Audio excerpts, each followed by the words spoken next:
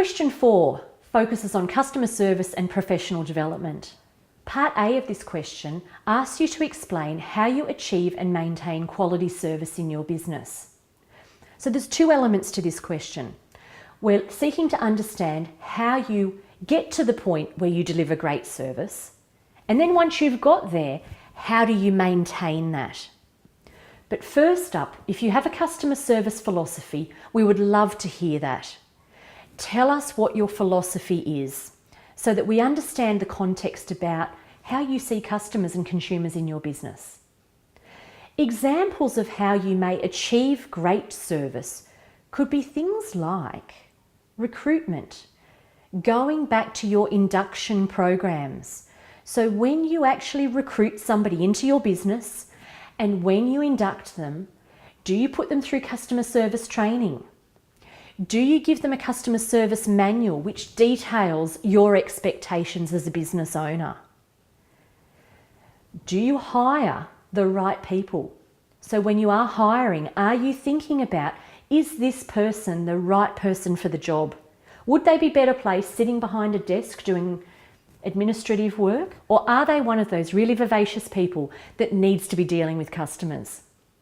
So think about, in answering this response, how you achieve great service in the first instance. The second part of the question is about maintaining quality service. Judges are seeking to understand how you know that your service is being delivered well. Not just well, but exceptionally well. We like to understand, do you have a survey program in place? So how do you measure customer satisfaction? Now, a couple of ways that you can measure this and quantify it is to look at things like your repeat customer percentages. It may also be your referral rates or your word of mouth rates. And it could also be things like satisfaction ratings from your survey forms. Consider also your involvement for yourself as business owners and also for your team in informal and formal training programs related to service delivery. Here would be a really good spot to include some customer testimonials, but don't go overboard. Don't put too many in. Pick those hero customer testimonials that will really make your response sing. For those of you that are participating in tourism accreditation programs, it would be important to mention that here as well, because as part of all accreditation programs, customer service philosophies are really important. Question 4, Part B. How do you identify and provide for people with specific needs? This is an interesting question. Often we have a lot of responses that focus on things like disability access and services and facilities for people with special needs. But this question is seeking for more than that. It's looking for specific interest areas. So think about those everyday requests you get in your business for some special requirement. I would suggest, in answering this question, go back to your target markets. Have a think about what they need. For example, if one of our target markets was fishing enthusiasts, what sort of specific needs would they have?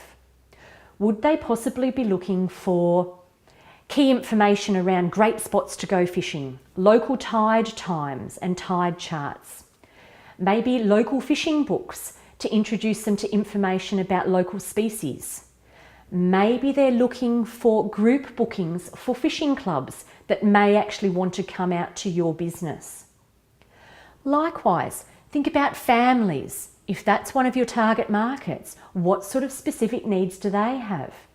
It may be that they're looking for children's meals. It might be that they're looking for cots, interconnecting rooms, family tickets for entry into your attraction. Your business travellers, are they looking for early checkouts? Are they looking for free Wi-Fi? Are they looking for meeting room spaces? So what I suggest you do is go back and look at your target markets and think about what are the specific needs of those people who patronise your business. So in addition to things like your wheelchair access and those sorts of activities, what are the other specific needs that you cater for? And go as broad as you can. But give us examples. It may be here that you can provide a customer testimonial about something that has been so far beyond the normal scope of what you do, and the customer has really appreciated it. So let us know. Question 4, Part C, asks you to explain the number of people working in your business and explain how you identify and determine professional development needs within your organisation. This is a 3-part question. The first part of this response is seeking to understand the number of people that are employed within your organisation. That may be full-time, part-time, casual or volunteers. If you have apprentices or trainees, we would love to understand that also. The second part of the question asks you to identify and determine professional development needs. I would suggest breaking this response up into 2 sections. The first section is how you identify, do your staff need training? And there are a variety of stages that you could look at here. Consider when you recruit somebody. You potentially conduct a skills gap analysis to identify, are there any training areas that you need to attend to? It may be when you induct them into your organisation, you may have a specialist computer system that you need your staff member to use, and you need to train them on that. Professional development needs may also arise when you're introducing new equipment, for example, vehicles or new computer systems or a new type of technology. And it may also be when incidents arise. For example, maybe you have received a customer complaint and it's identified a particular staff member in that complaint. You may use that as a tool to conduct training in a particular area. In determining professional development needs, this is where we would like to understand your vision for your team. Do you have a training plan for them over the year?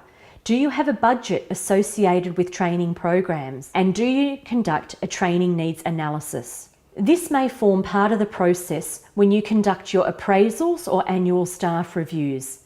So tell us about how you determine those needs and what you do as a result of determining those needs. Remember, you need to show measurement data as to how well you are succeeding in this area of your business. And a number of tips for this may include looking at your average length of employment by your staff. It may also include your retention rates of staff. So go back, crunch some numbers in relation to your team and include those here, because that will really add value.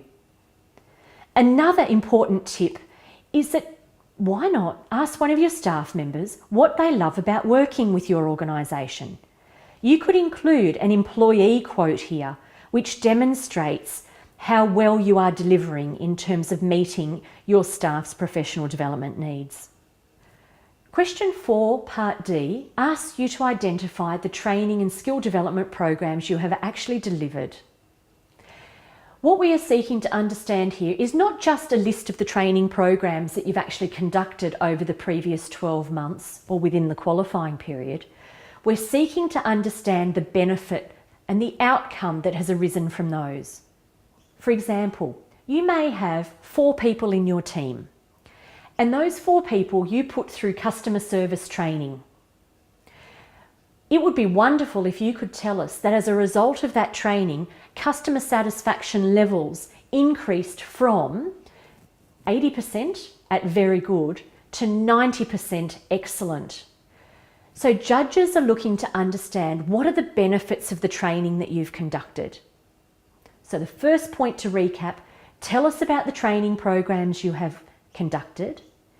Tell us also about what percentage of your staff have attended those, and then where you can show us outcomes for those training programs.